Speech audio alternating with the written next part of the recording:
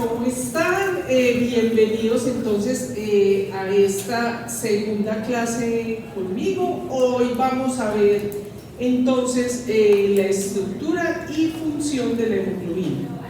En este grupo de estudiantes no está Mariana, ¿cierto? ¿O sí? Mariana, que era la que estaba, la niña con los ojos, ¿no se acuerdan?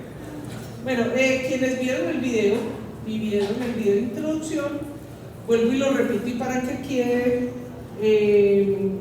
uno de sus compañeros se acercó a pedirme que muy respetuosamente y educadamente, que si yo quería que me respetaran, que yo tenía que respetar y que le parecía muy mal hecho lo que había hecho con su compañero. A lo cual acepté, le pedí disculpas. Estoy haciendo lo que mencioné en el video, que lo voy a hacer públicamente para, pues, o sea, ya lo hice virtual, pero ahora en presencia, y quiero pedirle disculpas a todos ustedes si alguno de ustedes, por mi metodología un poco sui generis, alguien se siente irrespetado, pero igualmente me lo pueden manifestar. No quiere decir que haya cambiado mi metodología, pero si alguien se siente intimidado y respetado, lo puede incluso públicamente decir y pues lo puede modificar. Pero también quiero invitarles a la reflexión, porque realmente los respetos deberían ser bidireccionales, pues el respeto es bidireccional. Entonces, ustedes a veces, muchas veces como estudiantes también tienen una actitud irrespetuosa con nosotros los profesores, ¿cierto? Porque quien no esté interesado en la clase, esta es la Universidad de Antioquia, se puede salir. Yo además doy la oportunidad de que ustedes vean virtual, les entrego todo el material. Entonces, quien no quiere estar en la clase, pues se puede retirar. Y específicamente con el caso de Mariana, incluso mientras yo le estaba haciendo las preguntas, pues ella seguía chateando, hablando, ¿cierto? Esos también son actos de respeto. Pero la reflexión, no le estoy juzgando ni nada, sino que, ¿cierto? El señor, aunque fue muy educado y muy, no sé si es parte del grupo, muy educado y respetuoso, pues estaba verdaderamente molesto. Me imagino que la señora Mariana también. Pero entonces también reflexionar, ¿cierto? Yo también cómo puedo promover en mí y en nosotros el respeto. ¿Listo? Entonces ya se termina, pues que está súper reiterado. Lo voy a volver a repetir en el grupo cuando esté con ellos, sé que les va a tocar en el video. Bueno, este es el grupo 2, ¿cierto? Porque es para grabarla, titular la clase. Bueno, entonces, queridos, hoy vamos a tener, ninguno de los que se la monté en la clase pasada está, ay, menos la niña del quinto, qué pereza. Bueno, yo voy a tratar de se sentir respetada también. No, es muy madura. Sí. Bueno, entonces hoy vamos a ver la estructura y función de la hemoglobina. El otro grupo está viendo genética de la hemoglobina con el profe Gonzalo. Entonces, resulta que en la clase pasada habíamos visto el glóbulo rojo. ¿Y qué estamos haciendo? Estamos entrando de afuera hacia adentro. Recordemos que habíamos mencionado que el glóbulo rojo, ay, qué pecado, andar con una trapeadorcita, ¿cierto? Porque después te demanden que porque regaste y entonces se fracturó cualquiera. Habíamos visto que el glóbulo rojo era una bolsita, es una bolsa celular que está llena de hemoglobina. Entonces, a partir de estas clases vamos a empezar a entrar cada vez más. Aquí vemos la hemoglobina, esta es una representación de la proteína, la estructura, ¿cierto? De la proteína, es una proteína de estructura cuaternaria porque tiene 4 subunidades. Recordemos que ustedes vieron esto en biología de la célula. Este es alfa hélice, la representación alfa hélices, y tiene sus grupos prostéticos, ¿cierto? Que son esos compuestos, sustancias o químicos que no hacen parte de la secuencia de aminoácidos. y por lo cual la molécula se llama así, la molécula se llama hemoglobina. La parte proteica es la globina y el grupo hemo es el grupo prostético. Muy importante porque recuerden que en la clase habíamos visto que la principal función, una de las principales funciones del glóbulo rojo era oxigenar los tejidos. ¿Y cómo los oxigena? Gracias a que el oxígeno se va a unir a este hierro que está en el grupo prostético del grupo hemo. Y en la próxima clase vamos a ver la fábrica que tenemos para producir ese grupo hemo. Entonces, vamos a empezar a ver qué es la hemoglobina. Eso, súper bien, excelente. Entonces, la hemoglobina básicamente es una proteína, la vieron desde el colegio, es una proteína globular cuaternaria. ¿Por qué? Recuerden que las estructuras proteicas están en la primaria, la secundaria, la terciaria. En la terciaria son globulares, pero cuando hay más de unas unidades conforman la proteína cuaternaria. Entonces esta es una proteína de estructura cuaternaria. Aquí la vemos, ¿cierto? Son 4 subunidades. Ahorita vamos a detallar un poquito más de la parte estructural y de la composición de la hemoglobina. Entonces, básicas, aquí estamos haciendo como las generalidades, ¿cierto? Recuerden que las preguntas las digo en clase. Ojo que aquí hago preguntas en el examen. Entonces, esa hemoglobina, el glóbulo rojo está lleno de esa hemoglobina, tiene alta concentración y básicamente por esa función que tiene, por su grupo prostético, de oxigenar los tejidos, ¿cierto? Bueno, nosotros inspiramos, tomamos el oxígeno, ese oxígeno se pega a la hemoglobina, específicamente al grupo hemo, y va hasta los tejidos. En los tejidos, por la interacción metabólica, se produce CO2, entonces lo toma, ¿cierto? Y lo exhalamos a través de la expiración, ¿cierto? Entonces, podríamos decir que esa es la función más importante de la hemoglobina, ¿cierto? Esa es la función que hace la hemoglobina. Esa hemoglobina, como lo deben estar viendo en estos momentos quienes vean genética, esto lo ven en mayor detalle en la parte de genética de la hemoglobina, de las globinas, ¿cierto? De la hemoglobina.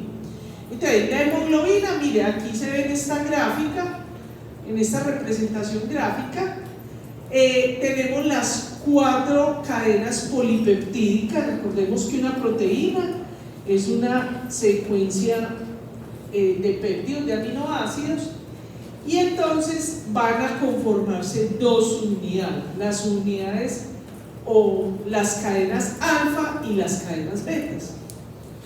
No son exactamente iguales, y lo más interesante es que tienen genes propios para producir las cadenas alfa, las alfa globinas, y las cadenas beta, las beta globinas.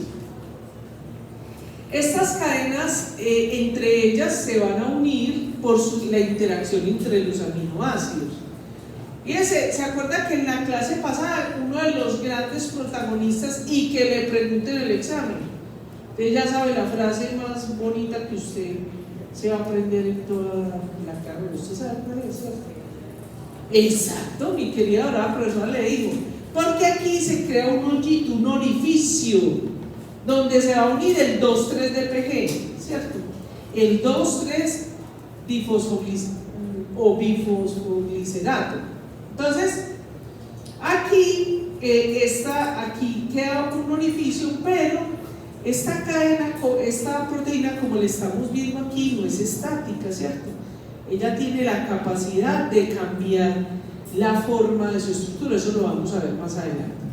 Entonces, resulta que existen, también lo vamos a ver más adelante, diferentes tipos de hemoglobina, pero aquí estamos viendo una particularidad con respecto a la secuencia, al tipo de proteínas que tienen. Entonces, la hemoglobina que todos aquí tenemos, en su gran mayoría, es la hemoglobina A. A1 o hemoglobina. Aquí en Colombia, incluso en los laboratorios, claro que como ya tenemos a SINLAB, que es españolete, entonces ya nos dan en los resultados de laboratorio hemoglobina A, ¿cierto? Pero aquí en Colombia, normalmente en los países latinoamericanos simplemente te dicen el valor de la hemoglobina. Pero esa hemoglobina A1B1 está conformada por dos cadenas alfa, ¿cierto? Dos cadenas alfa y dos cadenas beta. Correcto. Esa es la mayoría, el 98%. Ahorita volvemos y repetimos eso. Y tenemos una pequeñísima fracción donde va a estar compuesta, ahorita vamos a entender por qué, dos alfa y dos delta, ¿cierto? Bueno. Existen otro tipo de hemoglobinas, ¿cierto? Como la hemoglobina fetal, ya vamos a detallar en ello. La hemoglobina fetal, que tiene dos alfa y dos gamma, dos zeta y epsilon, las embrionarias, etc. En todo caso, esto corresponde, estas cadenas corresponden a la secuencia aminoácidica, es decir, a la proteína, ¿correcto? Y vamos a tener un grupo aprostético, o sea, que no pertenece a la hemoglobina, ¿Qué es el grupo hemo?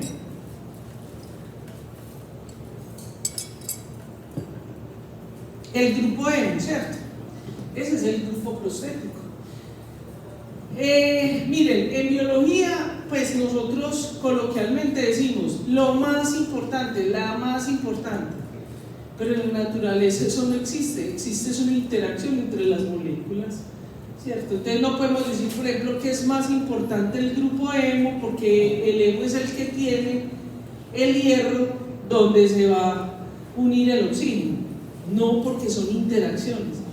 Si no existen estas secuencias aminoácidicas, no se puede unir, no puede estar el grupo hemo, que es un anillo tetrapirrólico que tiene el hierro, que es donde se pega el oxígeno, ¿cierto? Pero en conclusión de esta diapositiva, ¿qué podemos decir? ¿De qué está constituida la hemoglobina? Ojo pues que lo pregunto en el examen, está constituida por las globinas, que es la parte proteica, apúntelo que lo pregunto en el examen, la parte proteica y el grupo prostético o la apoproteína, que es el grupo hemo. Entonces vamos a ver cómo se sintetiza ese hemo. Ojo pues, resaltador, daña el peligro. Esta gráfica le va a aparecer a usted en el examen. Se lo voy a preguntar en el examen y también en los exámenes de residencia. En muchas partes del mundo, incluyendo Colombia, preguntan esta gráfica. ¿Listo? Así que estúdienla porque la vamos a preguntar. Yo se la voy a explicar y lo voy a decir como lo pregunto.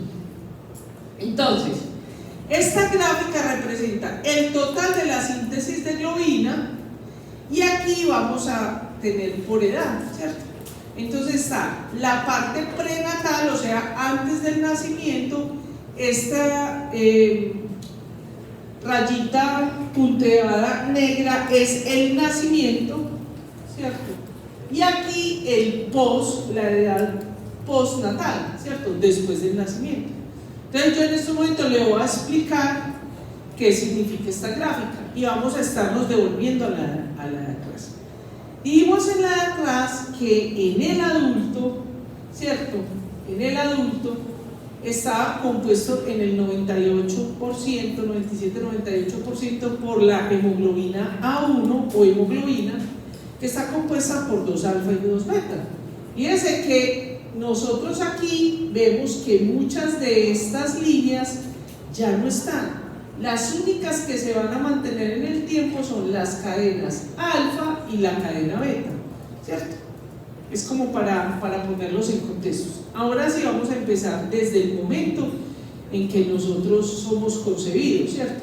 Entonces, en el momento en el que nacemos, recuerden que como esto es una proteína, nosotros tenemos genes, información genética para utilizar toda esa maquinaria celular y producir la proteína. Entonces, en el momento en que empieza esa proliferación celular, esa embriogénesis, entonces, aquí estamos en la etapa de embrión. Fíjense que se empieza inmediatamente cuáles cadenas a producir: la cadena alfa, la épsilon, ¿cierto? En los primeros días de vida, ¿cierto? Y la Z, ¿cierto? Y unos días después, junto con la épsilon, se empieza a presentar la gamma. Y la delta ya es en la etapa ya casi terminando que se empieza a producir, o sea, esta que es la que llamamos la hemoglobina A2, que está en el adulto pero en muy poquita cantidad. Entonces, en los primeros meses, yo lo que le voy a preguntar es una pregunta donde usted tiene que interpretar la gráfica, ¿cierto? Por ejemplo, tenemos aquí la hemoglobina fetal, que está compuesta por 2 cadenas alfa y 2 gamma. Entonces tiene 2 cadenas alfa y 2 gamma. Mire que aquí empieza. ¿Qué significa esto? Que a medida que va pasando las semanas en el bebecito, en el fetico, en el embrioncito, ¿cierto? Se van produciendo la alfa. Estos genes se quedan prendidos durante toda la vida hasta que nos morimos, y esta gamma empieza a producirse, ¿cierto? Más o menos a la mitad o las primeras semanas del embarazo se sostiene, y después empieza a bajar lentamente, ¿cierto? Después del nacimiento empieza a bajar sus hitos. Tenemos entonces, por ejemplo, estas otras dos que son embrionarias, ¿cierto? La Grover 1 y la Portland. Fíjense que esta de acá, que es la Grover 1 o Grover 1 embrionaria, que tiene 2 cadenas Z y épsilon. Fíjense que son en las primeras semanas, ellas aparecen y luego empiezan a bajar. Fíjense que eso tiene una razón biológica y evolutiva muy importante. ¿Por qué? Porque al principio se está desarrollando el embriocito, que después va a ser feto, pero además de eso, porque está funcionando con la sangre ¿de quién? De la mamá, ¿cierto? Bueno, ahorita que veamos algunas de las características bioquímicas de la molécula, vamos a entender más ese concepto. Bueno, y igualmente tenemos la otra, ¿cierto? Que es la Portland, ¿cierto? Que tiene 2 Z y 2 gamma. Miremosla acá, ¿cierto? Tiene esta, pero la gamma se sostiene. Mire que esta no va a desaparecer completamente. ¿Por qué? Porque tenemos la hemoglobina A2, ¿cierto? Que es 2 alfa y 2 delta. Fíjense que la delta apenas ya en la etapa fetal se empieza a producir. Tenemos concomitantemente esta gamma desaparece y solo van a quedar la alfa, la que son alfa y beta, y las que son alfa y delta durante toda la vida. Bueno, punto y aparte. Vamos a ver entonces los diferentes tipos o formas de hemoglobina.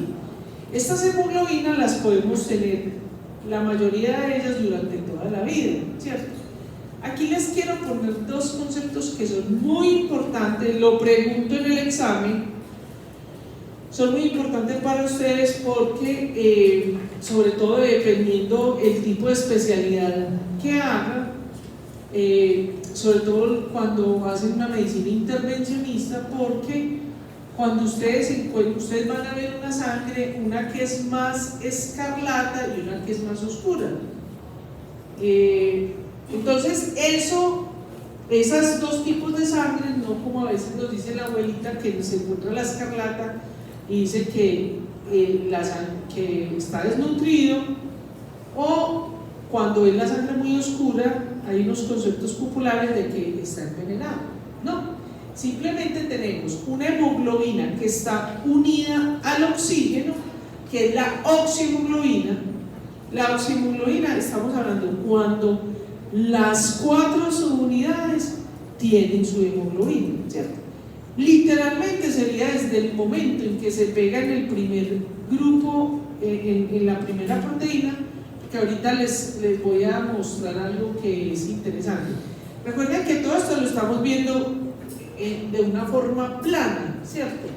Pero en la vida real, en las moléculas, todo está ocurriendo en movimiento. Si en microsegundos tomáramos una foto, puede que en un momento esté sin oxígeno, ¿cierto? O sea, en forma de desoxihemoglobina, o puede ser que estén todos, o puede que estén 3, o puede que estén 2, o puede ser que una unidad tenga el oxígeno. Entonces, la oxihemoglobina o hemoglobina oxigenada es la que tiene le da ese color a la sangre de rojo escarlata. Ojo, vamos a entender durante mis clases por qué el rojo, pero les voy a ir dando un adelanto, que es la próxima clase que vamos a ver. Ese color rojo se lo da el anillo tetrapirrólico del grupo hemo, que es el que le da el color a la naturaleza. Los anillos tetrapirrólicos es el que le da el color verde a las plantas. El hemo, eso lo vamos a ver en la próxima clase. Entonces ese es el que le da el color rojo, porque ese anillo tetrapirrólico tiene capacidad de absorber una longitud de onda y emitir otra. Entonces, y esa sangre escarlata o de rojo vivo es la que le da, la va a tener la sangre arterial, ¿cierto? Tenemos entonces la hemoglobina sin oxígeno o desoxihemoglobina también, que es la que está reducida y es la oscura, ¿cierto? A veces cuando vemos sangre hay una que es como oscura, casi como teniendo a morado o a negro, ¿cierto? Y es la sangre venosa. Esa introducción la hice aparte porque eso lo va a manejar usted, ¿cierto? Cuando usted hace una punción o cuando está haciendo una cirugía, dependiendo del color de la sangre, usted va a poder determinar si fue que cogió una vena o una arteria, ¿cierto? Bueno, entonces, en algunos textos están formas o tipos de hemoglobina. Yo les reúno aquí, entonces tenemos la hemoglobina A o hemoglobina A1, que es la hemoglobina, la común y corriente, la que ustedes van a medir. Ojo, muy importante esta molécula. ¿Por qué? Porque eso va a ser un biomarcador para ustedes, porque eso les va a ayudar a ustedes como médicos generales a sospechar de que un paciente tenga una anemia, ¿cierto? Porque todos conocemos eso, incluso, vea que la abuelita no tuvo que hacer medicina para saber. Usted tiene la hemoglobina bajita, véale ese color a los ojos. Ya no estudió medicina, ¿cierto? Pero ya usted va a entender por qué. Entonces, es un biomarcador muy importante y vamos a tener entonces esa hemoglobina, la hemoglobina A2, que aunque está muy poquitica, en muy bajita concentración, solo el 2 al 2.5%, que es la A2. Recuerdan que la vimos ahorita, que es la que está compuesta por 2 cadenas alfa y 2 delta. Lo pregunto en el examen. Tenemos una hemoglobina, al final de la clase vamos a ver eso, que es la hemoglobina S. Esa hemoglobina S es la que va a dar, esta se presenta cuando se expresa estos genes. Hay variantes genéticas en estos genes que son los que van a provocar la anemia falciforme o drepanocitosis. Ahorita lo vamos a ir viendo. ¿Por qué es importante y por qué les traigo esa patología aquí a ustedes? Porque lo tenemos en nuestro medio, en nuestras poblaciones. Por ejemplo, yo hubo un tiempo en que trabajé en anemia falciforme, ¿cierto? Y hicimos proyectos de investigación de eso. Y muchos de nuestros pacientes venían del Chocó, porque en poblaciones afroamericanas y amerindias, indígenas, es frecuente esta enfermedad, ¿cierto? Hoy en día hay quienes les toque la correlación clínica conmigo, vamos a estar con pacientes con anemia falciforme, que participa una fundación de Cartagena que tiene los pacientes con anemia falciforme. Entonces, esa anemia falciforme que hace las células, por la variante genética que hace, daña la estructura del glóbulo rojo, entonces el glóbulo rojo es como una lunita o como una hoz. Ahorita vemos más adelante eso. Pero es muy importante que usted lo sepa, ¿cierto? Recuerden que si bien nosotros habemos unos que somos más negritos, más pigmentados en la piel, ¿cierto? Y que tenemos rasgos claramente afros, todos aquí somos mestizos, todos. Aquí no hay ninguno que sea netamente o negroideo, o amerindio, o blanco, o caucasoideo, ¿cierto? Entonces, ¿y por qué menciono esto?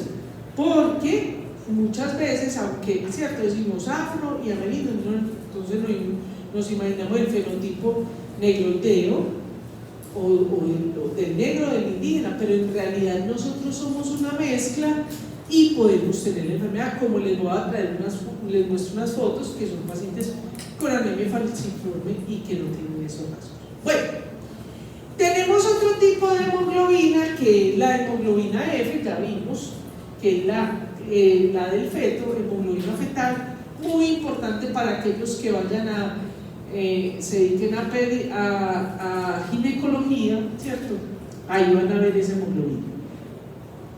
Aquí voy a incluir las dos primeras que vimos con aplicaciones hacia la medicina de intervención, pero es lo que llamamos la oxihemoglobina, ¿cierto? Cuando nosotros hablamos de hemoglobina y en los textos hemoglobina simplemente está como hemoglobina, en muchos textos ya ha cambiado un poquitito, porque como les digo, esa hemoglobina la mayoría es la A1, ¿cierto? Pero en términos bioquímicos, cuando decimos hemoglobina, ¿cierto?, nos estamos refiriendo a esa oxihemoglobina, que es la hemoglobina que va a tener unido el oxígeno, ¿cierto? Entonces, nosotros tenemos la oxihemoglobina, que es esta, ¿cierto?, donde básicamente el grupo hemo o el grupo prostético es un disco plano que permite hace una configuración alostérica de la proteína para permitir que se pegue el oxígeno o se libere el oxígeno. Miren que este pequeño cambio que nosotros vemos acá, tan pequeñito, pero hace la diferencia de que sea oxihemoglobina o desoxihemoglobina. Bien. Tenemos otro tipo, miren que ya ustedes lo saben, miren cómo ya lo iba aprendiendo. Tenemos la metahemoglobina, la pregunto en el examen. La metahemoglobina, entonces, es esa hemoglobina cuando tiene el hierro que está en el grupo prostético en estado férrico, o sea, +3. El estado de oxidación del hierro está en +3. Entonces, como está en +3, ¿qué sucede? No se puede pegar el oxígeno. Recuerden que tenemos toda una maquinaria, un multímero que nos lo va a convertir a ferroso. Bien. También, esas no son frecuentes, pero para aquellos que se vayan a dedicar a urgentología, a toxicología, a neumología, etcétera, van a reconocer este tipo de hemoglobinas que son frecuentes. Tenemos la carbaminohemoglobina, ¿cierto?, que es cuando se une el CO2. Recordemos, ¿y por qué mencioné esas especialidades? Porque nosotros podemos tener intoxicaciones con CO2, con monóxido de carbono o con dióxido de carbono. Y eso se puede medir en la sangre. La carbaminohemoglobina se puede medir lo mismo que la carboxiemoglobina. Entonces, por eso es importante y en un momento determinado lo podemos medir. Los que se van a dedicar a medicina legal también va a ser importante. Entonces, cuando ese CO2 se pega, ¿a dónde se va a pegar el CO2? Al anillo tetrapirrólico de la hemoglobina, o sea, al grupo hemo. ¿Dónde se pega? Se pega en el hierro, igualito que el oxígeno. Por eso estos pacientes, tanto en las dos intoxicaciones, mueren cianóticos, morados, quedan morados, las extremidades, los labios. ¿Por qué? Porque esta muerte no es tan maluquita, ¿saben? Realmente antes de que se muera uno se desmaya. Eso es una muerte hasta buena, ¿cierto? Uno se encierra en el carro, prende en el garaje, prende el carro, y antes de que se muera, por hipoxia, por asfixia, se desmaya, ¿cierto? Pero la sensación es maluquita mientras se desmaya, ¿cierto? Bueno, recuerden que eso también es importante, ¿cierto? En las intoxicaciones con gases en general. Acuérdense que, por ejemplo, el gas nuestro, el que tenemos de cocina, que utilizamos, también lo que sucede es que el gas se pega a la hemoglobina. Bien, y tenemos entonces la carboxihemoglobina, que básicamente es el CO el que se pega. Tenemos esta otra muy importante, apúntela, niña, apunte su frase ahí en lo que usted estaba escribiendo. Su querida profesora le va a preguntar esto: la hemoglobina glicosilada, ojo, en el video se lo pregunto, ¿por qué?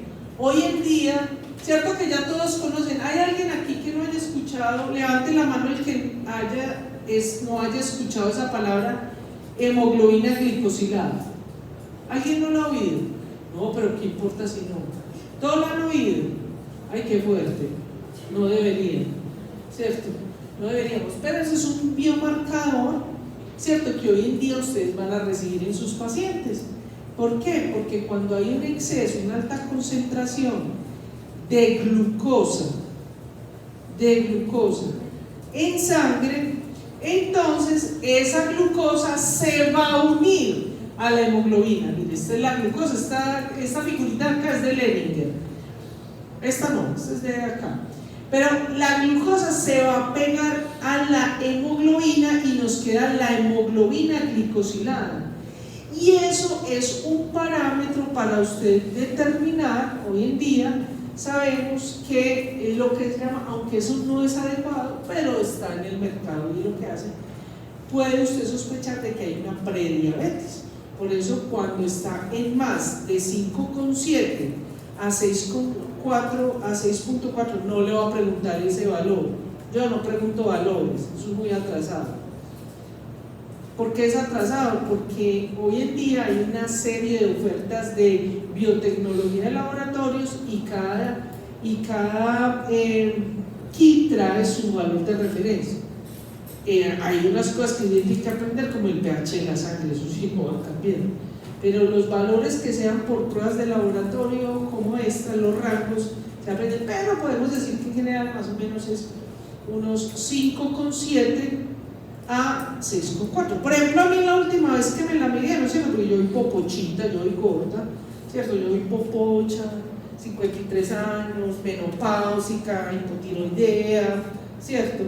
Sí, pues con hiperlipidemia, o sea, las tengo todas. De hecho, ahorita después de clase voy a cita de riesgo cardiovascular, ¿cierto? Entonces me miden la hemoglobina glicosilada, ¿y en cuánto me sale? En 5,6%. Oh, mija Nata, hay que hacer más actividad física, comer menos carbohidratos, y si aún eso no funciona, como es en el caso, ustedes me ven popochita, pero es porque tengo unos antecedentes familiares de hiperlipidemia familiar, el hipotiroidismo, y ya no funciona simplemente la dieta y el ejercicio, ¿cierto? Entonces hay que empezar a medicar, porque el objetivo es que una paciente como yo no desarrolle una diabetes tipo 2. Sí. ¿A qué concentración tiene que estar la glucosa para que se una la hemoglobina? Me encanta tu pregunta. Esta es la representación de eso. Mira, más o menos cuando tenemos hasta 6 más o menos, ¿cierto? Perdón, 6 es la hemoglobina glicosilada. Dependiendo la cantidad de esto aquí, entre 68, estos rangos de acá son rangos de glicemia en sangre, o sea, de glucosa en sangre. Más o menos cuando tenemos, recuerden que aproximadamente entre 70 y 110, dependiendo del laboratorio, ¿cierto? Decimos que es una glicemia normal. Cuando a mí ya me da 100, 110, ¿cierto? Es cuando empieza a aparecer, ¿cierto? Estoy aquí en este límite del superior. Cuando ya yo tengo una franca hiperglicemia, ¿cierto? Más de, por eso digo, depende del laboratorio. Usted tiene que mirar como profesional el rango del laboratorio para que pueda dictaminar eso y las manifestaciones, ¿cierto? Si, por ejemplo, en estos momentos ya yo no me mantengo con sed, no tengo poliguria, no estoy orinando, ¿cierto? No tengo manifestaciones de eso, está en 5,6, la glicemia media en 100, pero ojo, ¿cierto? Eso está ahí como peligrosito, ¿cierto? Además tengo unos lípidos súper, el HDL lo tengo pues que altísimo, casi en 300, el LDL, el riesgo cardiovascular es impresionante. Entonces, cuando me digo a los ustedes van a decir, ay, seguro que yo los digo en clase, tengo un riesgo muy alto de enfermedad cardiovascular. Entonces, más o menos, cuando usted lo tiene 100, 110, ahí está en ese límite, 5,6, ¿cierto? Cuando ya sobrepasa, como esto, pues, esto es de una guía internacional, ¿cierto? Fíjense, aquí está en miligramos por decilitro y aquí está en milimolar, ¿cierto?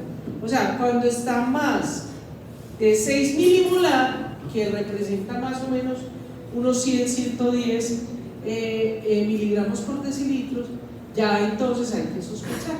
Fíjense que aquí todavía no es así grave, pero entonces aquí usted a su paciente, si le por ejemplo en mí, la hemoglobina glicosilada, y eso miren que es todo medicina general, ¿cierto? Bueno, con estos lípidos le damos medicamentos para los lípidos, nada, tiene antecedentes familiares y todo, hay que meterle en un programa de riesgo cardiovascular que nuestro sistema está muy bien desarrollado, pues para evitar los mismos defectos. Pero, conclusión de esta diapositiva, la pregunta en el examen, la hemoglobina glicosilada, usted la va a utilizar y la va a leer todos los días de su vida clínica, de su actividad profesional clínica. ¡Ojo! Por favor, muy importante que tengamos empatía con el paciente.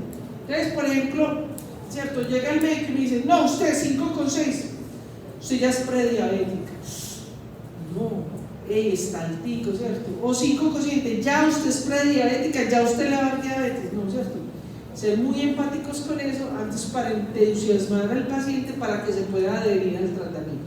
Este es un resumen que les dejo en un librito de todo lo anterior que acabamos de ver. Punto y aparte. Vamos a empezar a ver un poquito la parte más bioquímica de la hemoglobina que tiene una aplicación clínica, ¿cierto? Para poder entender esas manifestaciones clínicas que usted se ve en su paciente, yo le voy a dar los fundamentos bioquímicos para que usted los aprenda. Entonces, hay algo que ustedes debieron haber visto en biología de la célula y en el colegio, que es lo que se llama el alosterismo en las proteínas. No sé si lo recuerdan.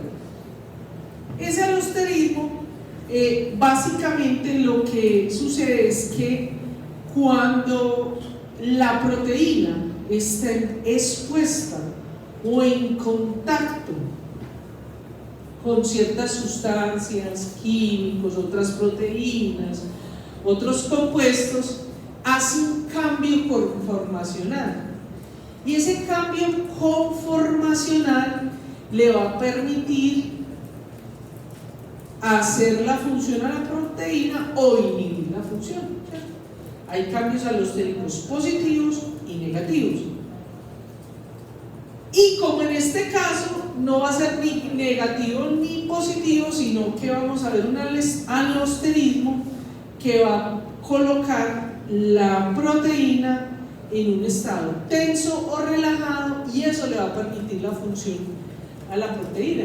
Entonces es muy interesante porque depende de la situación en el que esté el individuo, ¿cierto? Entonces va a estar en estado tenso o relajado. Entonces, básicamente ese alosterismo va a llevar, ahí les dejo una diapositiva que es de Leninger abajo, que es como les digo, porque cierto, para mí es muy fácil darle esto, porque yo pues toda la vida leyendo, estudiando, viendo pacientes, es muy fácil, pero para ustedes es un poquito difícil, y más que están en los primeros semestres. Miren, básica, lo más importante es que usted tenga la imaginación. Las moléculas constantemente se están moviendo, no es como lo mostramos acá. Hoy les traigo unos videitos, hoy tengo estreno de videitos, unos videitos para que más o menos sepan ustedes cómo funciona la cosa, ¿cierto? Las moléculas están en permanente movimiento, entonces, ¿cierto? No podemos decir cuando decimos cooperatividad de que todos están ocupados, o uno sí, a veces uno no, y las moléculas se van moviendo, se van volviendo tensas o relajadas, ¿vale? Entonces, resulta que eso da a un fenómeno que se llama la cooperatividad de la hemoglobina, y esa cooperatividad es en especial, porque ya vimos que se puede pegar a otras cosas, pero en estados fisiológicos normales es la unión del oxígeno, o sea que hace un cooperativismo. Por eso ahí no podemos negativo y positivo, sino que es un cooperativismo que le permite al oxígeno que se pegue o se despegue, ¿cierto? Cuando yo estoy tomando aire, ahí el cooperativismo es para que el oxígeno se pegue a la hemoglobina que está pasando por el alvéolo, ¿cierto? Ahí se pega.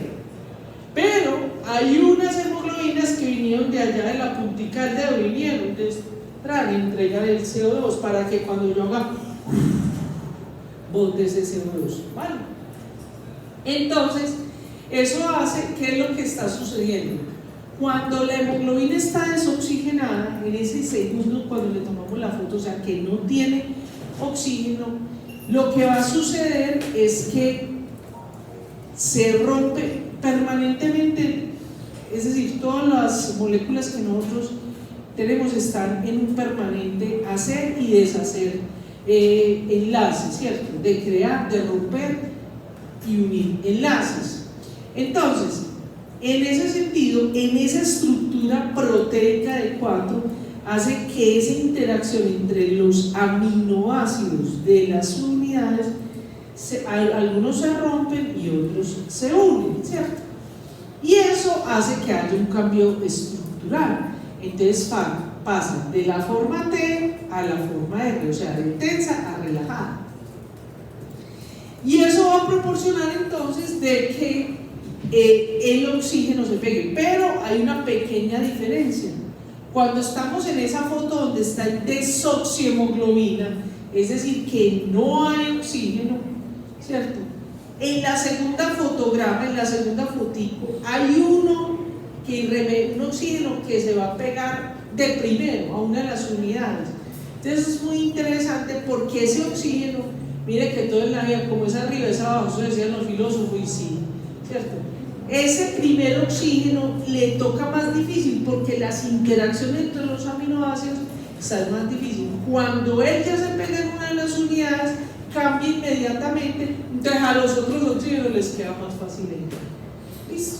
Bien, esta foto que les dejo acá también es de Leninger, ¿cierto? Es una manera de ilustrarles qué significa del estado T al R, ¿cierto? Miren que en el estado T tenso no están unidos, en esta fotico acá no hay unido oxígenos.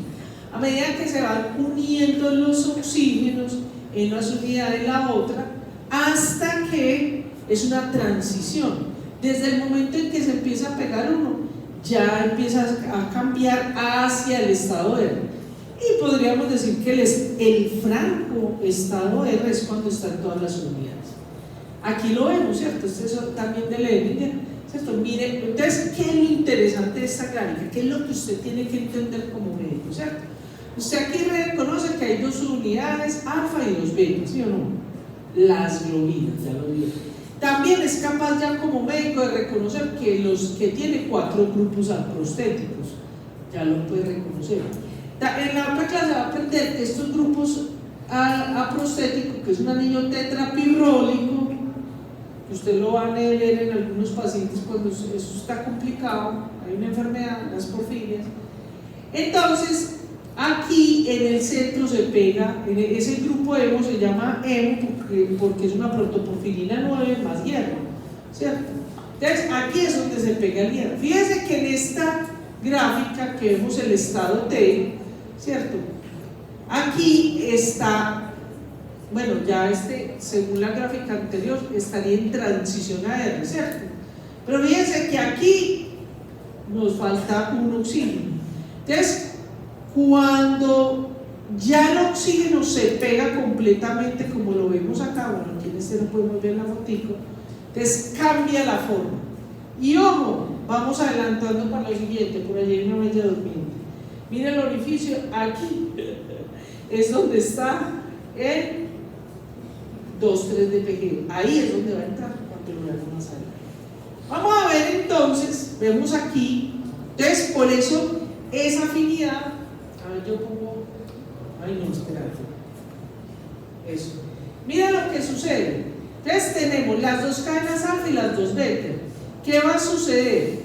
Cuando se pega ese hierro, cambia la conformación de tensa a relajada, ¿cierto? Vean qué tan bonito. Las dos cadenas alfa y dos beta. Cuando se pega, ay caramba, otra vez. Ay no me funcionó. Pues quería que fuera más chévere, pero no.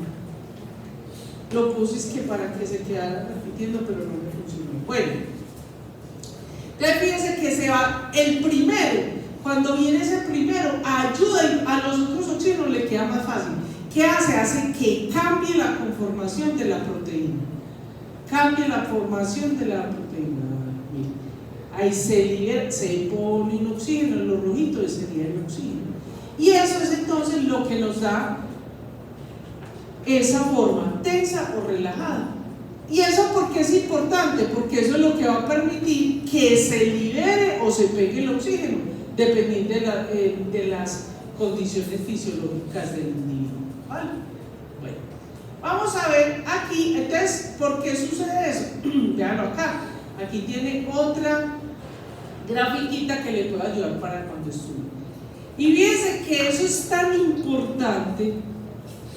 Nada de eso se lo va a preguntar, todos esos dibujitos y toda la estructura yo no me la voy a preguntar, pero es para que usted tenga información en su cabeza.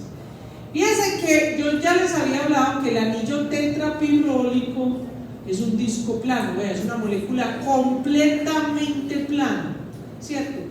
Y simplemente lo que hace el oxígeno es cambiar el ángulo de la molécula, como lo vemos aquí o acá, ¿sí?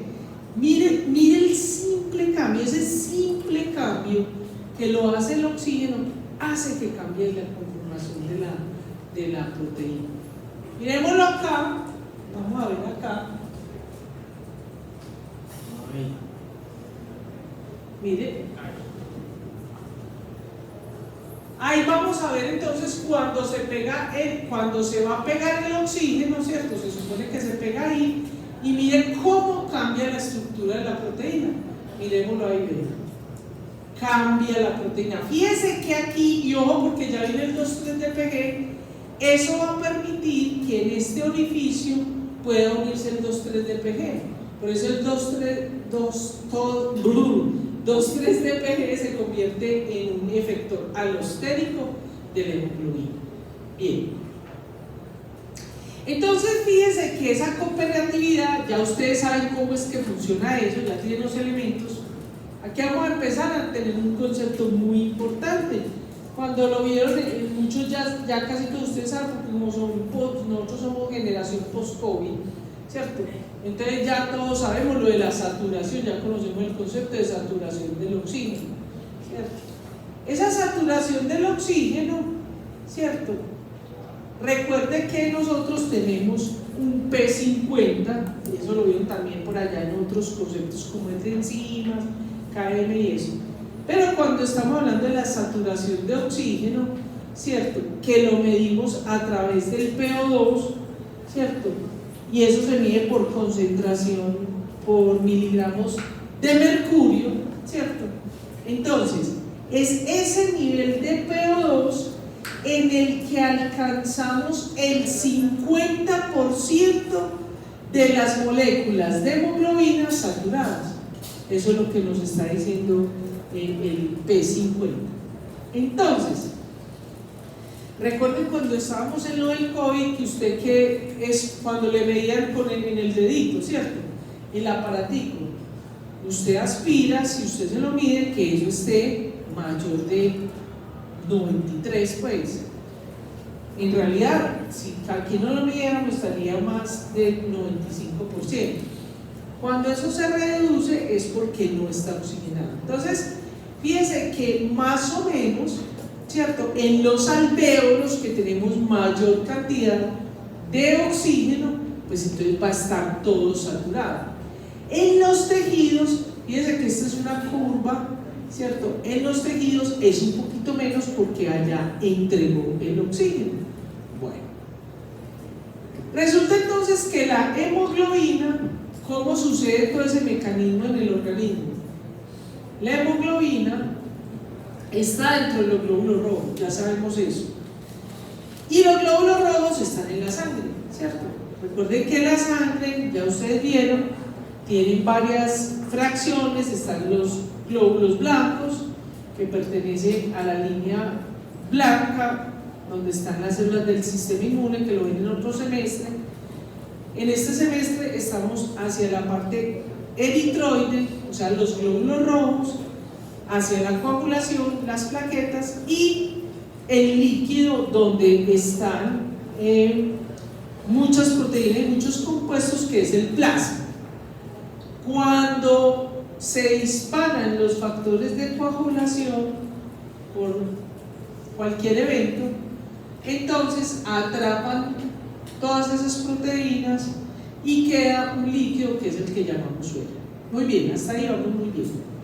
Entonces, esa sangre, los pulmones están atravesados, va la sangre, y esto es una representación del alvéolo. Más adelante le tengo otro dibujito ahí, véalo acá, qué tan lindo, este es de letra, ¿cierto? Entonces nosotros vamos a tener la sangre que nos va a irrigar los pulmones, el alvéolo está de esta manera, y hay una parte que está entregando el CO2 y otra recibiendo el oxígeno. Entonces, cuando ellos vienen de los tejidos, están repletos de ¿qué? De CO2, que lo entregan al alvéolo para que lo botemos por la expiración. Y cuando nosotros inspiramos, ¿cierto? Entonces tomamos ese oxígeno que lo va a tomar, pues atraviesa el glóbulo rojo y lo va a usar la hemoglobina. Por eso es que en las gráficas que vamos a ver de aquí en adelante, vamos a manejar sobre todo el oxígeno que está a nivel de los pulmones y el que está a nivel de los tejidos. Fíjense que este concepto es muy importante, ojo que lo pregunto en el examen. Esa sangre arterial, ¿cierto? La sangre que es escarlata, la que está muy saturada, tiene mucho oxígeno, ¿cierto? El 100% está saturado de oxígeno, mientras que en la venosa y en los tejidos va a ser un poquito menos. En la sangre venosa va a ser el 60% y en los tejidos el 40%. Entonces, aquí lo ven en estas gráficas. Estas gráficas tienen que aprender, yo las traigo aquí en muñequitos para que les quede más fácil. Entonces, ¿qué sucede? Tenemos la oxihemoglobina, ¿cierto? Que es cuando los 4 sitios están saturados de oxígeno. Entonces, fijémonos en esto. Tenemos aquí el porcentaje de saturación, ¿cierto? Y tenemos aquí la presión parcial de oxígeno. Entonces, ¿qué sucede? Fíjese que cuando usted, vamos a empezar al revés, Cuando usted está normalmente, toma el aire en la sangre arterial, están ocupados todos los lugares de oxígeno, por eso el porcentaje de saturación es mayor del 95%, mírenlo acá. ¿Qué pasa cuando empiezan a quitarse algunas de esas unidades? Fíjense que cuando en la mayoría de hemoglobinas están las 3 unidades, entonces estamos al 75%. ¿Y eso cómo lo sabemos? Porque cuando vemos la presión parcial de oxígeno en el aparatico nos da más o menos 40. Si nosotros vemos que hay 40, ¿cierto? Más o menos es el 75%. Por eso, cuando un paciente, ¿cierto?, está por debajo de 90, empieza a bajar por acá. Fíjense que en 60 puede llegar incluso a estar el paciente en un estado crítico complicado. Pero en el COVID vimos pacientes que tenían muy baja saturación, incluso menos de 40 y todavía bien, ¿cierto? Pero en realidad lo que estaba sucediendo es que no estaban saturadas todos los lugares de la hemoglobina. Aquí vemos, por ejemplo, que es el más dramático, donde tenemos el 20%, donde está el 25% de saturación de la hemoglobina, ¿cierto? Solamente ahí. Entonces, esto es una dinámica que permanentemente va a estar cambiando. En los pulmones va a estar así y en los tejidos más o menos así. Esto es lo que sucede, por eso tenemos en la arterial más del 95%, en la venosa menos del 60% y más si esa venosa está allá en los tejidos. Aquí hay un concepto muy importante que hay que unirle a esto lo debieron haber visto en su primera clase cuando vieron las generalidades y la fisiología del eritrocito, que fue el transporte. No sé si lo vieron o no. Bueno, aquí lo están viendo. Entonces, aquí resulta que usted cuando está representando, ¿cierto? Pues lógicamente que es una caricatura, pero esta es la sangre, ¿cierto? Y esto está lleno de glóbulos rojos. Cuando usted va al tejido, el metabolismo, acuérdense, ya aprendieron en endocrinología y metabolismo y biología de la célula, que ese metabolismo va a estar produciendo CO2. Ese CO2 tiene que salir porque si no colapsaría el sistema. Eso es un gas, atraviesa las membranas y entonces pasa aquí. Aquí hay un sistema que es muy importante, que es el sistema, eso sí lo debieron ya haber visto, que es la anhidrasa carbónica. ¿Se acuerdan de ella? Ella es bidireccional, ella está por aquí pendiente. Si hay mucho CO2 con el agua, forma el bicarbonato o el ácido carbónico, dependiendo de la dirección, ¿cierto? Pero quien está ahí, pues hoy el protagonista de la hemoglobina, es la hemoglobina, que lo que hace es que entrega el oxígeno, pero aquí, ¿cómo es? Mire, entregó el oxígeno, ¿cierto? Lo entregó porque necesitamos oxigenar estos tejidos, pero aquí ella está presta para recibir el CO2.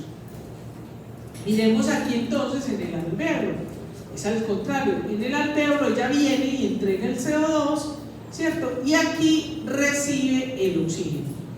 Recuerden que nosotros tenemos lo que se llaman nuestros buffers de la sangre, pues aquí no vamos a entrar en detalle en eso, solo deben haber visto ustedes por ahí en fisiología, ¿cierto? Que es el bicarbonato, ¿cierto? Que se vuelve en un campo importante.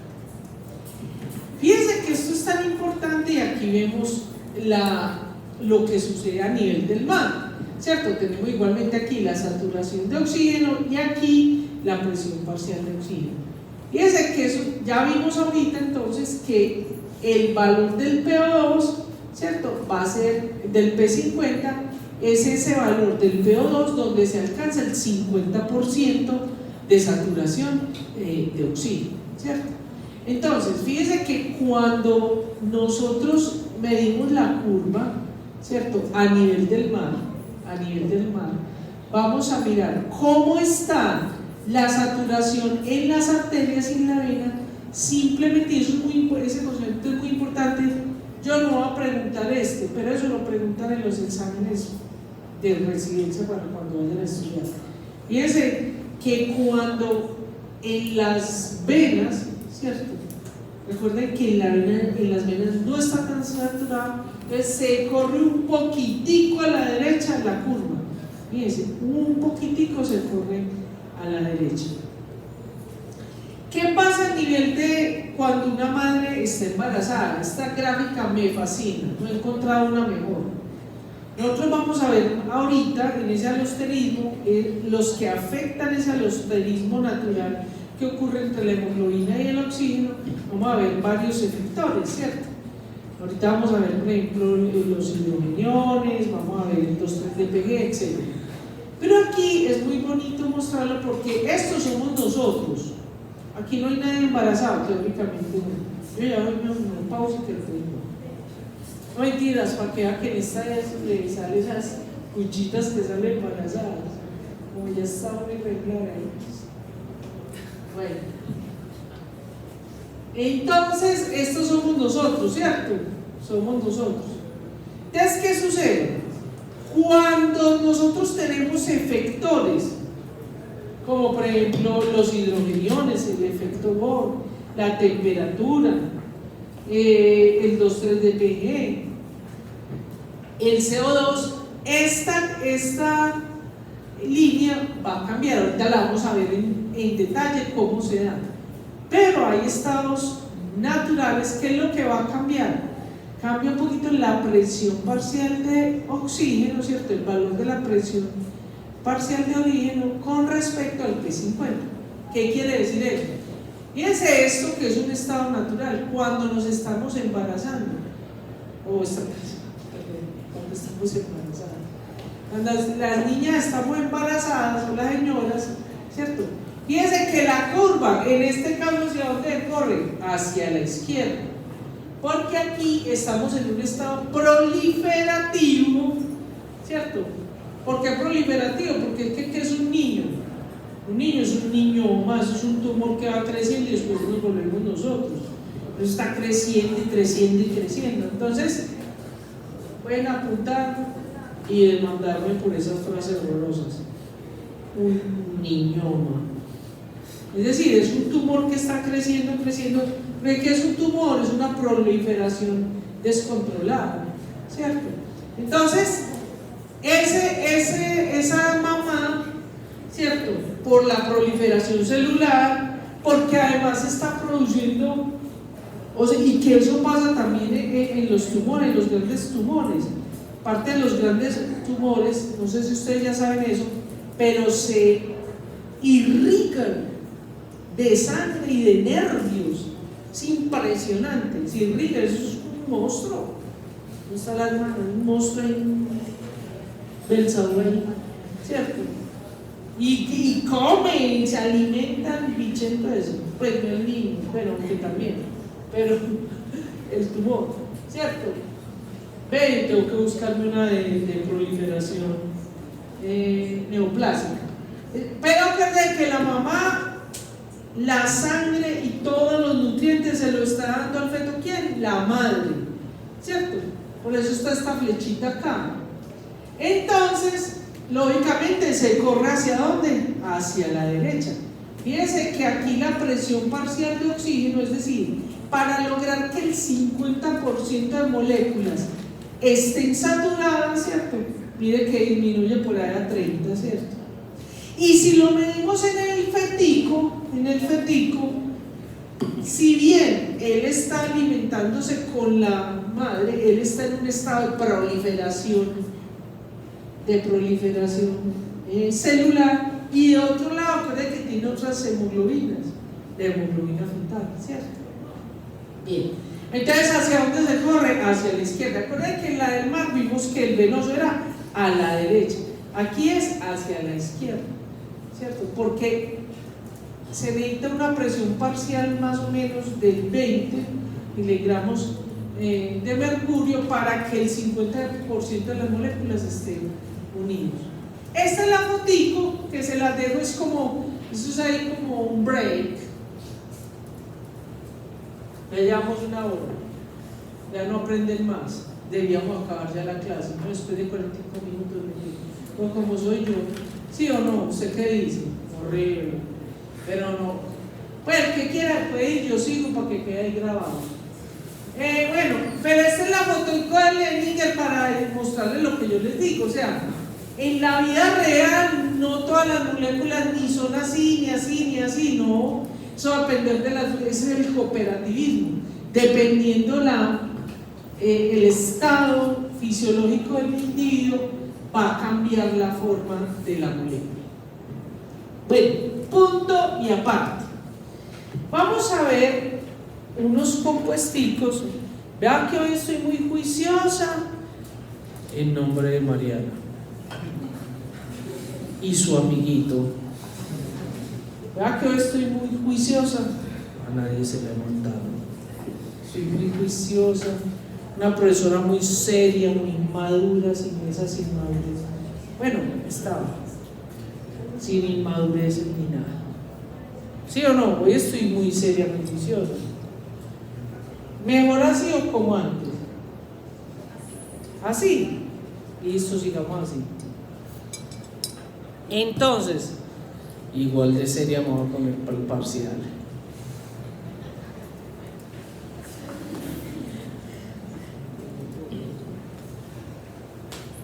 Bueno, porque esto les queda grabado en el cerebro, pero no ya.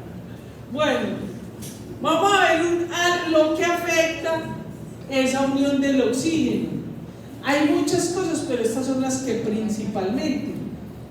Miren que aquí no vamos a ver sino estas tres, que son el 2,3-difosfoglicerato, el efecto Bohr, que es la unión de protones, hidrogeniones, H+, ¿cierto?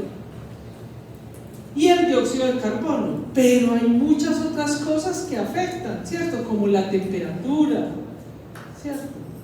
La temperatura. Químicos, ¿cierto? Como ya vimos, otros químicos que se pueden pegar y afectan la unión del oxígeno. Enfermedades huérfanas, carbohidratos del metabolismo lo afectan. Entonces, ya vimos pues entonces que la hemoglobina es una proteína alostérica, que tiene alosterismo, que tiene, ya vimos todo eso. Vamos a irnos, este me fascina, apunte. Divino. 2,3-DPG. Esta es la foto, este es de Devlin. Esta gráfica es de Devlin. El 2,3-DPG en algunos textos, los que ya fueron a la fotocopia del señor Mauricio o vieron la hemoglobina clínica de esas, él la tiene como 2,3-BPG, porque puede ser difosfoglicerato o bifosfoglicerato, es lo mismo. Entonces, ¿por qué es tan importante eso? Nosotros siempre vamos a hacer esa. Acuérdense que este producto, ese metabolito, se produce en la vía de Rapaport-Lübel. Lo pregunto en el examen. Niño, apunte pues que su querida dorada profesora no la va a montar porque era aquello. Allá dijeron que era mejor una profesora madura y seria.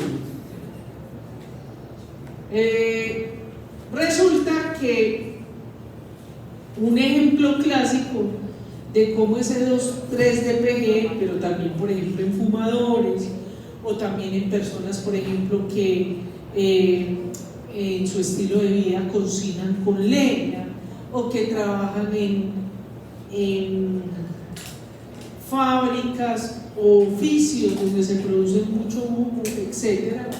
Entonces, pero el ejemplo clásico es en las altitudes.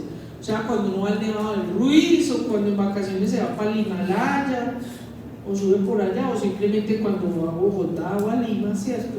Sobre todo los que vivimos aquí o incluso a nivel del mar, ¿cierto? Porque la fisiología del organismo se va adaptando, entonces se va produciendo en esas altas, mejor dicho, en los lugares donde hay poco oxígeno, ¿cierto? Necesitamos que los tejidos tengan a disposición ese oxígeno para que no haya una hipoxia y no haya una necrosis del tejido. Como les dije en la clase pasada, por ejemplo, los que ven eso de National Geographic o de Discovery, en cualquiera de donde presentan los que van al Himalaya, que a veces se les mutilan los dedos, las orejas, el pabellón auricular, la nariz, es porque tiene una hipoxia tan severa ¿cierto? Que pues hacen una necrosis. Entonces, esta concentración, esto significa concentración, se aumenta la concentración de 2,3-DPG porque él afecta esa unión con el oxígeno, ¿cierto? Entonces va a hacer que haya mayor disposición de oxígeno en los tejidos. Miremos el dibujito, ¿cómo es que es? A ver. Así ven. Ahí vamos a ver el 2,3-DPG, ¿cierto? Es la hemoglobina, ¿cierto? Entonces, ¿qué pasa? Cuando ese 2,3-DPG lo que está haciendo, así como en el cooperativismo, entra y sale dependiendo la concentración que haya, entonces eso va a hacer que haya mayor disposición de los oxígenos, ¿cierto? De los oxígenos. Entonces, básicamente es porque en ese orificio entra el 2,3-DPG. Fíjense que el oxígeno, cuando está en estado de no puede estar en 2,3-DPG, ¿cierto? Entonces se pega el oxígeno, ¿cierto? Lo que va a hacer ese 2,3-DPG es entrar ahí para que se libere el oxígeno, para que no se pegue la hemoglobina y lo dé a los tejidos. Esta gráfica que ven aquí, que es muy feita, pero a mí me encanta en el sentido que es otra manera de explicarles cómo se da esa regulación alostérica de los diferentes efectores, como los hidrogeniones, o sea el pH, o sea cuando está ácido el CO2, y el 2,3-DPG. Este es uno de los ejemplos, como les digo en este libro, lo tienen es como BPG, no D sino B, por bifosfoglicerato. Entonces, cuando tenemos esta forma, acuérdense que la molécula está en movimiento. Entonces, lo que va a suceder es que cuando disminuye ese 2,3-DPG, ¿cierto? ¿Cómo está cómo va a estar la estructura de la hemoglobina para que se pueda pegar o despegar el oxígeno, ¿cierto? Fíjense, por ejemplo, aquí que en la forma T, ¿cierto? Se pega el oxígeno, se pega el 2,3-DPG, fíjense que ahí está en una forma tensa, entonces no se va a poder pegar el oxígeno, no tiene cómo pegarse. Mientras que en la forma relajada, ¿cierto? Va a favorecer ese cambio alostérico que permite la unión del oxígeno. Básicamente lo que va a pasar es que ese fosfato que tiene el 2,3-DPG, como lo vemos acá, entonces va a hacer que haya menor afinidad de la hemoglobina por el oxígeno.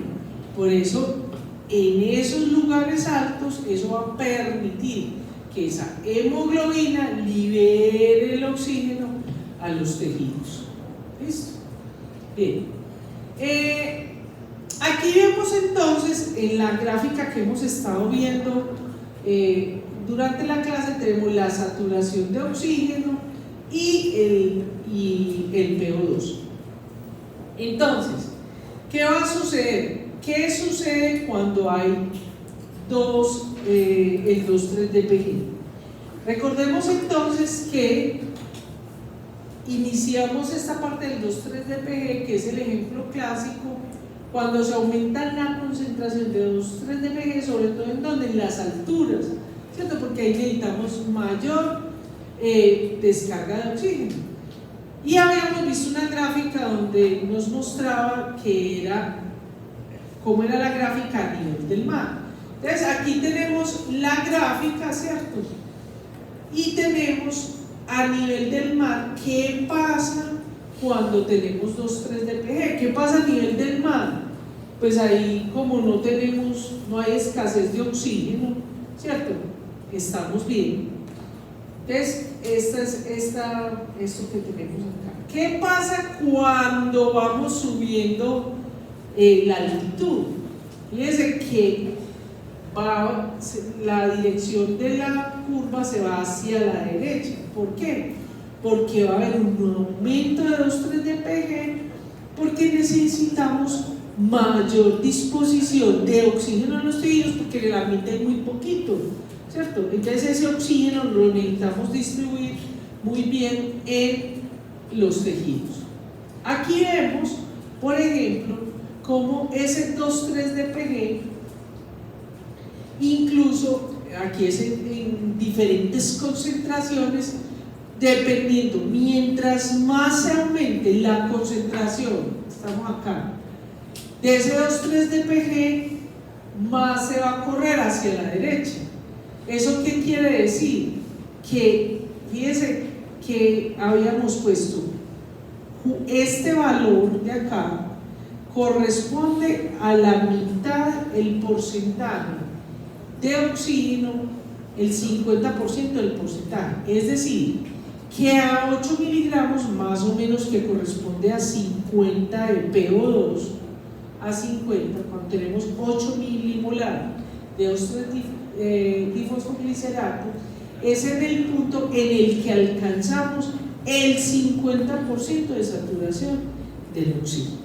Fíjense que a menor concentración se disminuye esa cantidad, esa concentración de PO2, para que se alcance el 50% de saturación de oxígeno, ¿cierto?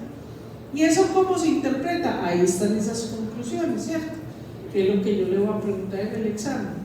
Yo le pongo esta gráfica y usted tiene que llegar a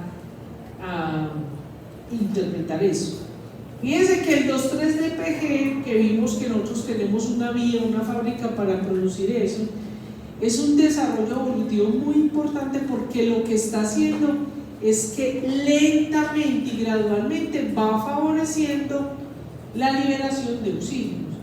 No es de un cambio brusco, sino que él va adaptando el organismo. Por eso estas personas que suben en la altura, puede que no se van a un pico de una, sino que ellos tienen que subir por estaciones, se adaptan y suben, ¿cierto?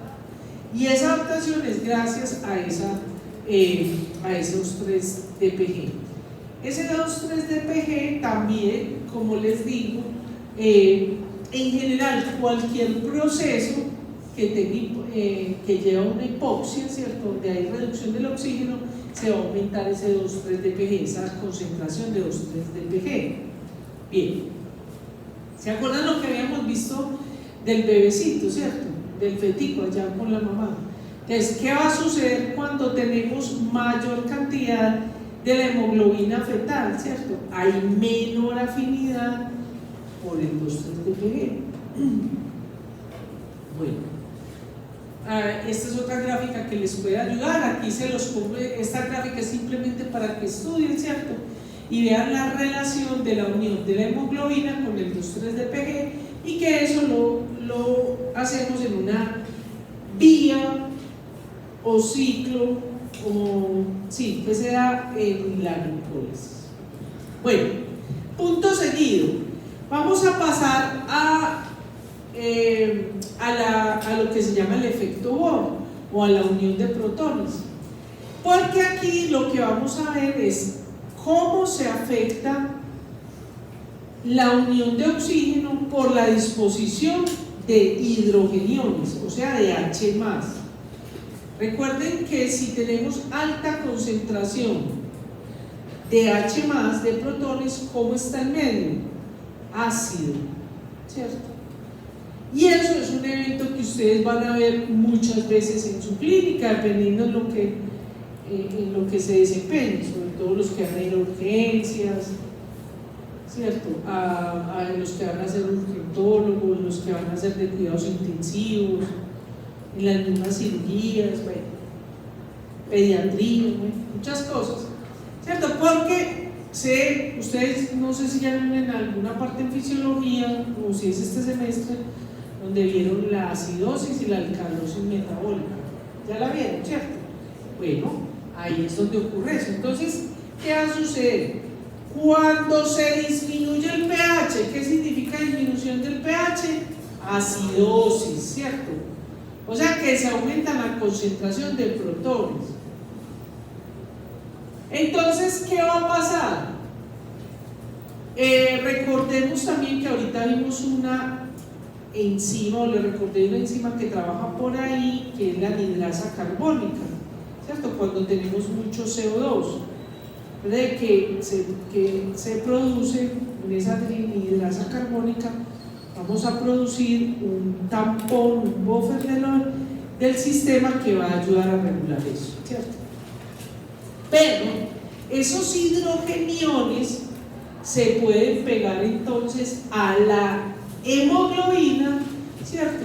Y lo que va a hacer es que si se pegan a la hemoglobina esos hidrogeniones, entonces va a haber una disminución o no va a haber la afinidad del oxígeno de la hemoglobina por el oxígeno. Eso es lo que se llama el efecto Bohr.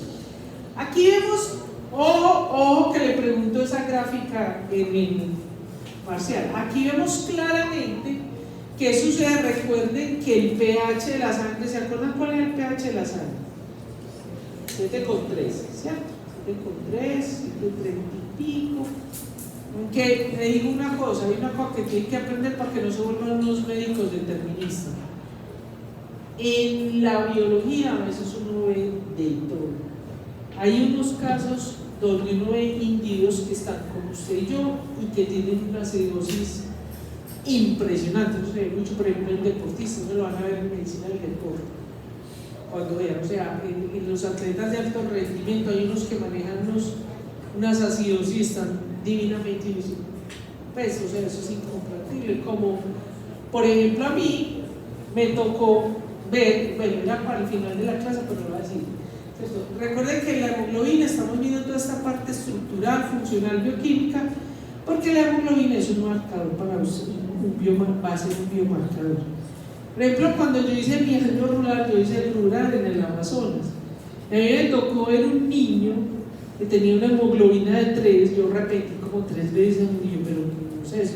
Y el niño, imagínense, 40 grados centígrados, el niño jugando fútbol, una hemoglobina de 3.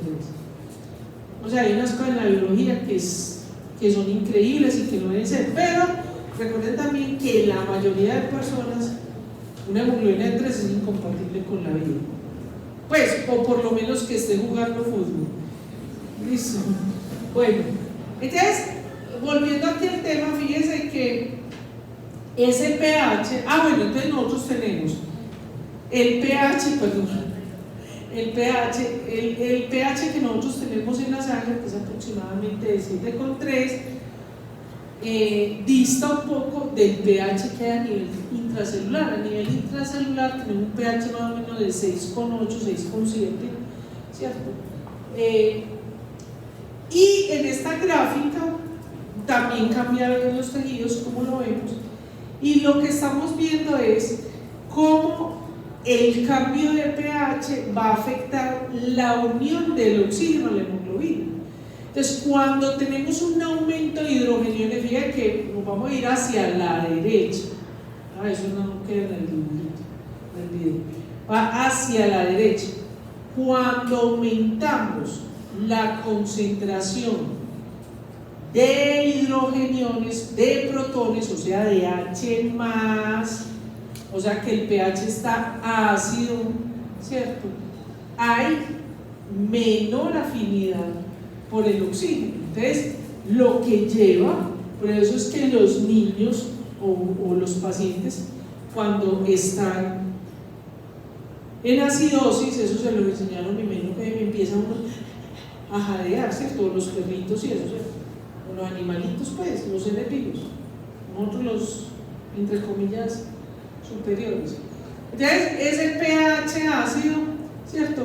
Va a hacer que haya menor afinidad del oxígeno, pero además va a disociar el oxígeno. Por eso es que la gráfica, la curva se va hacia la derecha. Y es al contrario, cuando tenemos pH básico, o sea, cuando disminuye la concentración de hidrogeniones, entonces hay una mayor afinidad de por la hemoglobina, del oxígeno por la hemoglobina. Por eso es que los que van en la altura, más de además que vimos en los 3 de PG, en las alturas que se sufren, alcalosis, ¿cierto? Bien.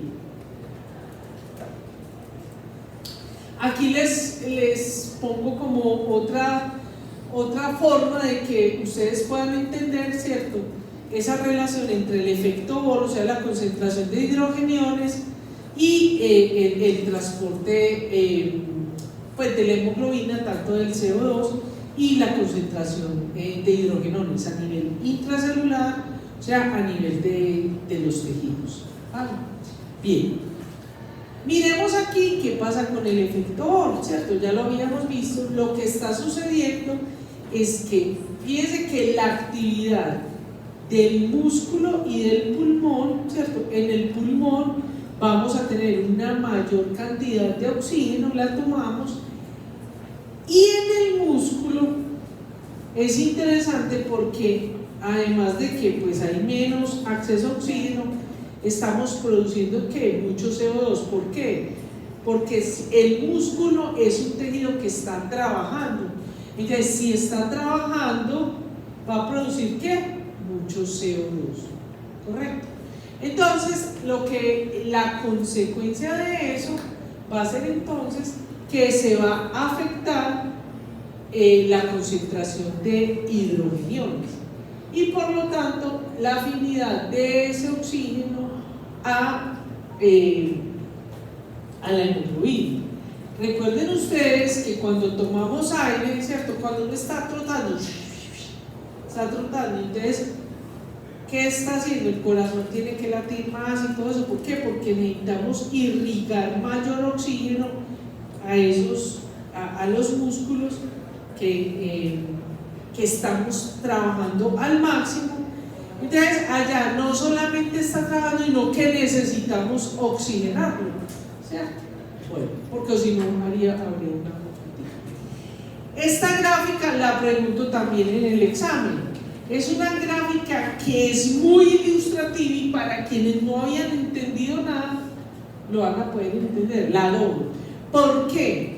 Porque recuerden que nosotros estamos viendo aquí una proteína que es de estructura cuaternaria, que es la hemoglobina, tiene 4 subunidades. Pero nosotros tenemos una proteína de estructura terciaria, que es la mioglobina, solo tiene una subunidad.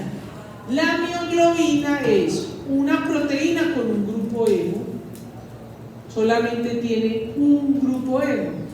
Entonces miren dramáticamente cómo el P50 de la mioglobina es totalmente diferente. O sea, ¿cuánto se necesita de presión de PO2, miligramos de mercurio, para que se alcance el 50% de saturación de las moléculas? Es muy bajito. ¿Por qué? Porque la mioglobina solamente tiene un anillo tetrapirrólico, ¿cierto? Solamente hay un lugar donde pegarse el oxígeno. Entonces fíjense que es que como 5, mire, al 5 de PO2 ya llega, el P50 llega acá, ¿cierto? En cambio la hemoglobina, como tiene 4, ¿cierto? Fíjense que para que se alcance el 50% de moléculas saturadas se necesita un PO2 de aproximadamente 26 miligramos de mercurio. ¿Listo? Entonces, para quienes no habían entendido, por eso la curva o se va a la derecha o a la izquierda. ¿Por qué se va a la derecha en la mioglobina? Porque solamente hay un lugar donde rápidamente se logra la saturación de oxígeno. Bueno, igualmente pues aquí lo vemos en los tejidos y en los pulmones. Voy a pasar rápidamente porque ya vimos eso. Importante, pregunta de examen. Ese efecto Bohr va a estar muy marcado, ¿cierto?, por la anhidrasa carbónica. Ese efecto Bohr se va a dar tanto en los tejidos como en los pulmones, porque lo que está haciendo es que favorezca, ¿cierto?, o disminuya, dependiendo de la condición, es decir, si es el tejido o si es los pulmones, la unión del oxígeno a la hemoglobina. Miremos aquí en el tejido. Entonces llega el eritrocito, ¿cierto? ¿Qué va a suceder en el tejido? Se ha hecho todo el metabolismo, ¿verdad? Hay mucho CO2, libera CO2, pero además recordemos que viene el eritrocito que le descarga el oxígeno. Pero empecemos de cero acá. Llega el eritrocito, ya entregó el CO2 y entonces, el oxígeno, y entonces el CO2 viene la anhidrasa carbónica. Recordemos que esta es una enzima bidireccional, es decir, forma aquí, este es que bicarbonato o ácido carbónico. Muy bien, también no lo voy a preguntar en el examen, pero muy importante, porque tenemos a veces dificultad de diferenciar ácido carbónico y bicarbonato. ¿Cuál es el que produce ese efecto tampón? El bicarbonato, o sea, ¿cierto? Ese es el que hace el efecto. ¿Cómo? ¿De dónde sale? De esta interacción que hay aquí entre el CO2, hidrogeniones y oxígeno. Es como para que lo articule con otra de la información que usted tiene. Entonces aquí, esa anhidrasa carbónica, ese CO2, ¿cierto? Aquí ese CO2, si eso se quedara, simplemente dañaría la célula, o sea, se colapsaría la célula. Entonces tenemos la anhidrasa carbónica, lo convierte en ácido carbónico y después en bicarbonato, ¿cierto? Y finalmente hay que tener en cuenta que esa hemoglobina que toma el CO2, ¿cierto?, había dejado previamente, ¿cierto?, el oxígeno en los tejidos, ¿cierto? Entonces dejan el oxígeno y ahí se puede pegar el CO2. Lo mismo pasa en los pulmones. En los pulmones es al contrario, pero también funciona la anhidrasa carbónica. Entonces en el oxígeno, la hemoglobina toma el oxígeno, ¿cierto? Y ese CO2 que traía cargado lo va a liberar a través de la anhidrasa carbónica, ¿cierto? Porque él no puede estar por ahí solo, y lo exhalamos a través de la respiración. Punto y aparte, ya vamos a terminar la clase. Entonces, de todo esto anterior, vamos a ver las patologías en las que ustedes van a ver los efectos de esos daños. Hay unas patologías que, como ya la vimos, como vimos en la clase pasada, la enzima, por ejemplo, de las enzimas que tienen que ver con el 2,3-DPG, no las traigo porque aquí van a ser más orientadas hacia la hemoglobina como proteína, ¿cierto? Ya vimos entonces que las hemoglobina, ¿cierto?, va a tener entonces sus cadenas alfa y beta, y esas cadenas alfa y beta van a estar codificadas, que eso lo ven en genética de la hemoglobina, por unos genes que son los que nos van a sintetizar esas proteínas tipo alfa o tipo beta, y finalmente se hace pues la proteína como tal, ¿cierto?, que es una proteína cuaternaria, un tetrámero, ¿cierto? Tetra, cuatromero, unidad. ¿Listo? Pues resulta que a veces hay unas variantes genéticas, en su gran mayoría, que se heredan de padres a hijos. Son enfermedades genéticas, son enfermedades huérfanas. También se conocen como hemoglobinopatías, o enfermedades que tienen que ver con la hemoglobina. Y básicamente nos vamos a centrar en la anemia falciforme o anemia de células falciformes. Vamos a tratar de entender esa patología. Entonces, básicamente, la anemia falciforme, lo que sucede es que va a ser que en las cadenas beta, ¿cierto?, hay una variante genética que dependiendo la variante, como vamos a ver más adelantico, ¿cierto?, en este caso, aquí en la beta, el cambio genético hace que haya un cambio de ácido glutámico, ¿cierto?, por valina, y eso crea una hemoglobina que es lo que se llama la hemoglobina S o la hemoglobina de células falciformes. Y esa hemoglobina S va a producir entonces una anemia falciforme, y van a ver todo lo que vimos, parte de las manifestaciones que vimos en la clase pasada de las anemias. Pero además porque esa anemia falciforme es muy interesante, aquí lo voy a colocar, porque si nosotros ponemos, esto lo deben haber visto, seguro lo van a ver en genética, no van a entrar en detalles, ¿cierto? Pero, miren qué interesante, porque en la anemia falciforme resulta que como la célula se vuelve en forma de lunita o en forma de hoz, entonces, o sea, cambia la estructura, la forma de las proteínas de las proteínas del eritrocito. Entonces, como resultado de eso, resulta que las personas que tienen anemia falciforme, eso los protege que les dé malaria. Entonces, en regiones tropicales, en nuestros países, que son de la zona tropical, donde está, por ejemplo, la malaria, ¿cierto? Eso hace que nos protege la malaria. ¿Por qué? Porque ustedes van a ver en parasitología, creo que no lo han visto, ¿cierto? En parasitología van a ver que la malaria, el plasmodium, que es el parásito, ¿cierto? Tiene un ciclo en el eritrocito y otro en el hígado.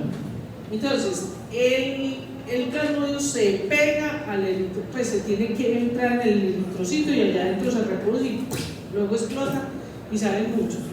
Pero como la célula está en forma de hoz, no se puede unir. Entonces, los pacientes con anemia falciforme están protegidos de ello. Miren lo que sucede. Esta le presento, señor, eso es una foto de la vida real, eso no es un dibujito, es una foto. Este es un eritrocito normal, este es un crenocito. Así cuando se van a morir se vuelven así. Y esta es la anemia falciforme o célula en forma de hoz. Esta es la vida real, ¿cierto? Entonces, ¿qué pasa en la hemoglobina? En la hemoglobina, ¿cierto? Cambia la conformación, cambia la forma de la hemoglobina, pues por obvias razones, porque ya vimos que hay una variante genética, entonces cambia la secuencia de la proteína, lo van a ver con el profesor mañana, y eso hace entonces que ustedes ya vieron esto en el primero, ¿cierto? En ese citoesqueleto del glóbulo rojo, ¿cierto? Hay unas proteínas que se hacen y se deshacen, ¿cierto? Que es lo que permite la flexibilidad. En la célula falciforme, por el problema que tiene, ellos no tienen eso, por eso la célula se vuelve así y es rígida, ¿cierto? Bien, entonces este grupo de patologías se llaman hemoglobinopatías, ¿cierto? Como les dije, básicamente son enfermedades genéticas porque hay una variante o mutación genética para la síntesis de las cadenas de globina. Pertenecen a las enfermedades raras o huérfanas y, como sabemos, las cadenas alfa y beta se codifican, tienen diferentes genes para codificarse, ¿cierto? Entonces, ya vimos entonces que hay ese cambio genético, esa variante genética, lo que nos va a producir es ese cambio de ácido glutámico por valina. Bien.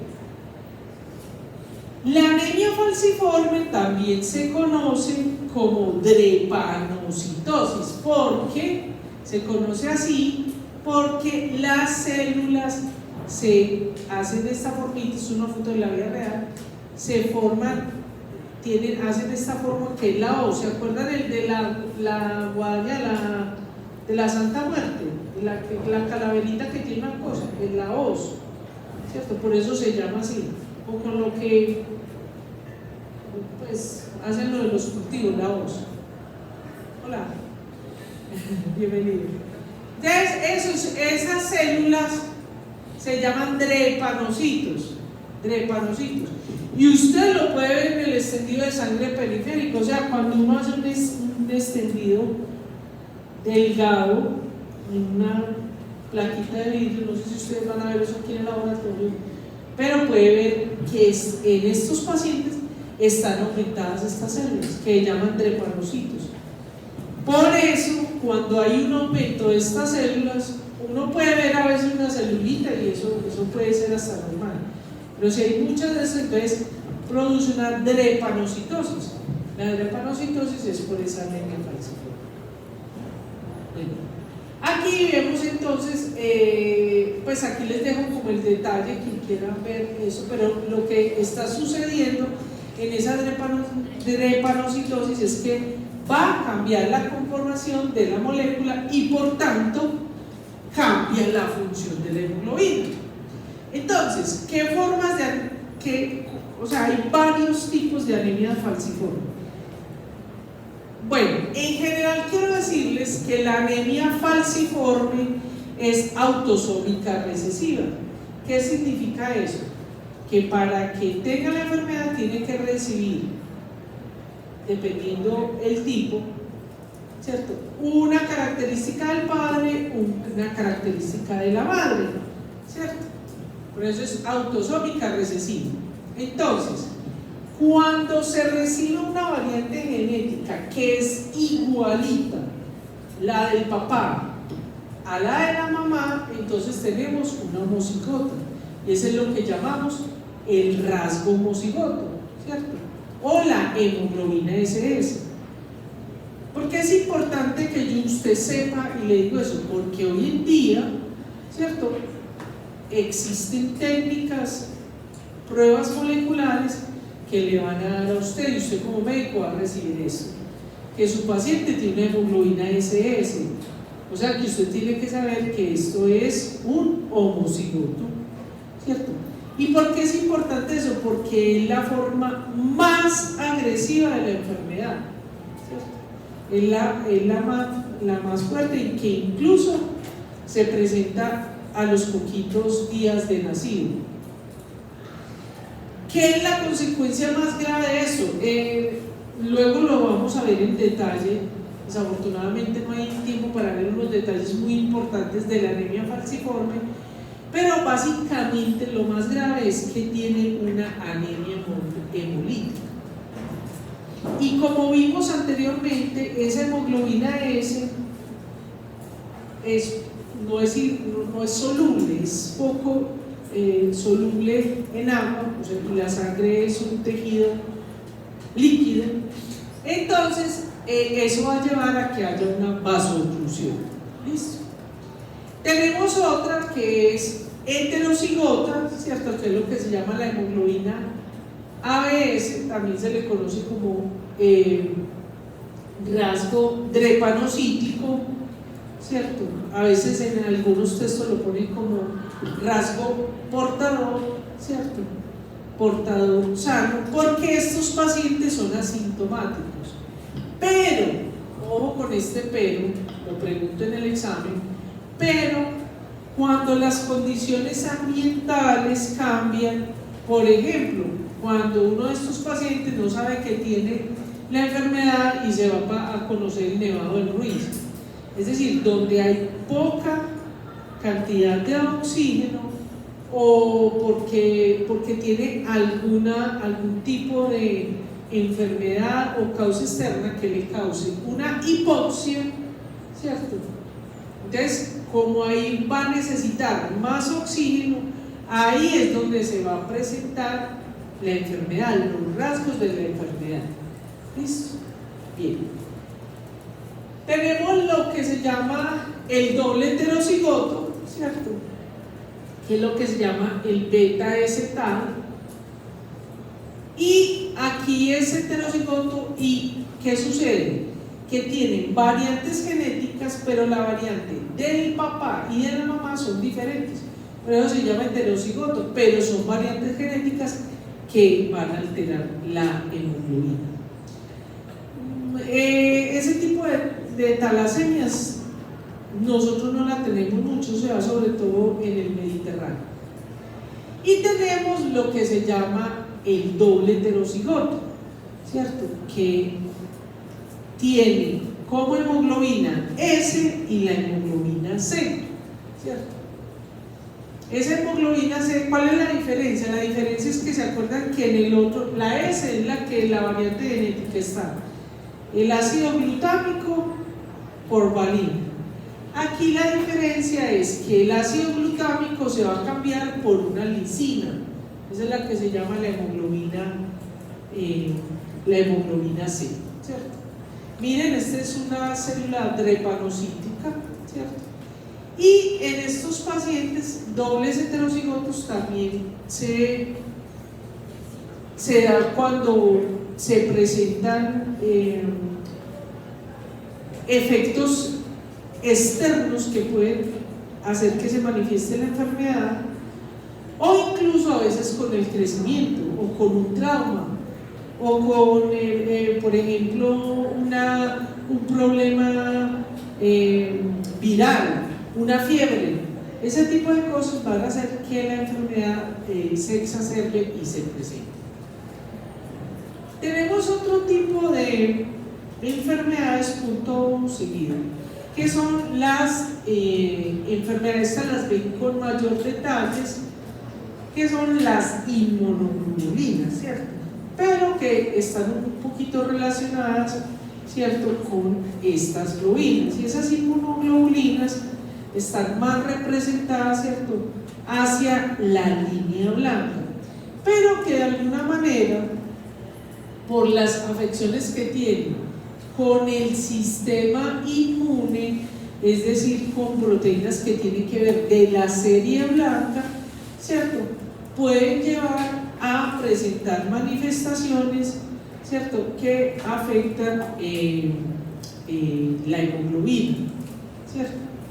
Incluso pueden llegar a presentar anemias. Es como la relación que hay entre las inmunoglobulinas.